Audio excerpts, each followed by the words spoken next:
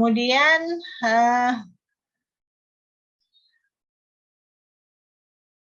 kita akan mencoba melakukan sentiment analysis dengan mengcustom sendiri, mengcustom ya, tidak menggunakan father. Ini tadi kita sudah menggunakan yang pre-train sentiment analysis. Nah, sekarang kita akan mencoba menggunakan yang custom. Nah, kalau yang custom ini sebenarnya tekniknya sama seperti yang saya jelaskan pada bab classifier text. Jadi kita bisa menggunakan pengklasifikasi bawaan yang cocok, misalkan menggunakan bias, ya. Itu termasuk di dalamnya di sini adalah analisis sentimen. Dan ini di sini kita menerapkan teknik-teknik pembelajaran mesin. Nah, langkahnya ya pasti sama seperti kita yang saya jelaskan pada classifier text. Jadi pertama adalah mengekstraksi feature, kemudian memecah data menjadi data training dan testing, lalu melakukan training, kemudian dilakukan evaluasi atau testing. Nah, ini kita coba untuk kasus sentiment analysis dengan menggunakan korpus subjectivity. Kita menggunakan contoh yang korpus subjectivity. Ini ya korpusnya. Lalu di sini kita menggunakan klasifikasinya menggunakan naive bias. Nah, ini kemudian kita juga masih menggunakan NLTK Sentiment Analyzer. Nah, di sini yang pertama langkahnya kita mengambil 100 kata atau 100 subjek ya yang ada di korpus subjectivity. Nah ini di dalam korpus subjectivity ini sudah terpisah, jadi sudah terdiri dari 2 kategori, yaitu kategori yang subjektif dan objektif. Jadi korpus ini itu adalah mengandung kata-kata, kalimat-kalimat yang bersifat subjektif atau objektif. Kalian pasti paham ya, maksudnya kalimat yang objektif, kalimat yang subjektif itu seperti apa. Nah, ini jadi dia mempunyai 2 kategori ya, subjektif dan objektif. Nah, kita ambil 100. Nah, 100 kata yang subjektif dan 100 kata yang objektif. Ini sudah langsung terkategori sesuai dengan kata-kata yang ada di korpus tersebut. Nah, ini kalau kita cetak ya nanti akan keluar seperti ini ya, panjangnya ada 100. Oke. Nah, di dalam dokumen yang dihasilkan subject docs dan object docs ini, jadi kata-kata yang subjektif dan objektif ini, dia setiap dokumennya berisi pasangan ya, berupa kalimat dan label. Kalimat dan label. Label itu ya tadi objektif dan subjektif, dan ini adalah kalimatnya.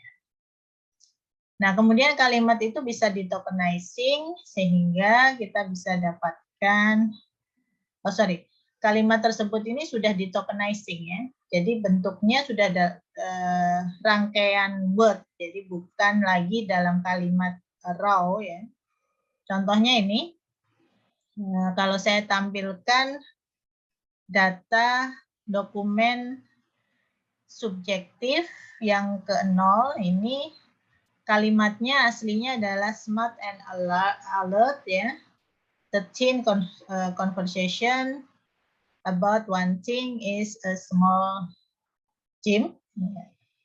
Nah ini kalimatnya ini. Nah ini sudah dalam bentuk token ya, smart and alert, kemudian the teen conversation about one thing. Ini sudah bentuknya token. Lalu, nah ini pasangan ini. Ini sampai tanda siku ini adalah kalimatnya, sedangkan koma kemudian di sini adalah labelnya, subjektif. Nah, seperti yang di contoh classifier text, nah, langkah kedua setelah kita load, kita ambil fiturnya. Nah, fiturnya di sini adalah kalimat tadi. Nah, maka kemudian kita pecah ya kalimat itu, dataset itu kita pecah menjadi 2, yaitu 80% untuk training dan 20% untuk testing. Ini. Jadi yang subjek kita bagi juga menjadi 2, yang objek juga kita bagi menjadi 2. Yang kita beri nama train subject docs. Kemudian yang 20% test subject docs. Ya. Jadi yang subject doc kita ambil sampai ke, kan tadi ada 100 ya, jadi ada 100. Jadi kalimat yang ke 0 sampai 80 itu kita ambil sebagai train, sedangkan yang 80 sampai dengan 100 itu sisanya berarti ya, kita ambil sebagai tes. Berarti kan 20. Demikian juga yang objektif, ya, kata-kata yang objektif. Nah, kemudian ini kita gabungkan menjadi satu data training ya, baik itu yang subjektif maupun yang objektif. Jadi train docs ini isinya adalah berupa data train subjektif ditambah dengan data train objektif. Demikian juga yang testing, testing ini juga kita gabungkan. Jadi yang tes subject docs ditambah dengan tes object doc, objective docs itu kita gabungkan menjadi satu. Nah, dengan kita simpan dalam variabel testing.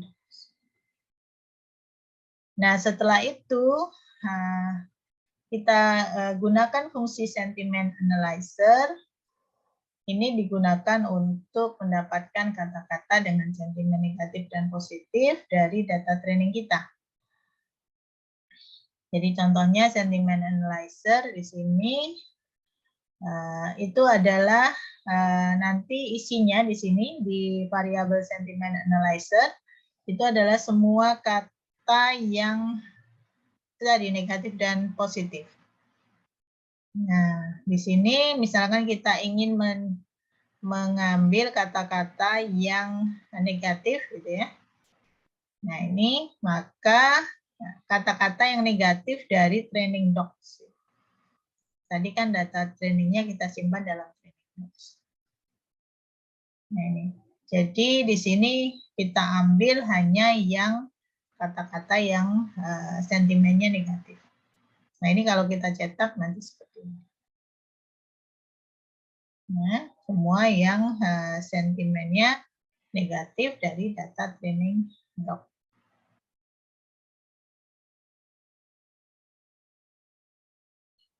Oke.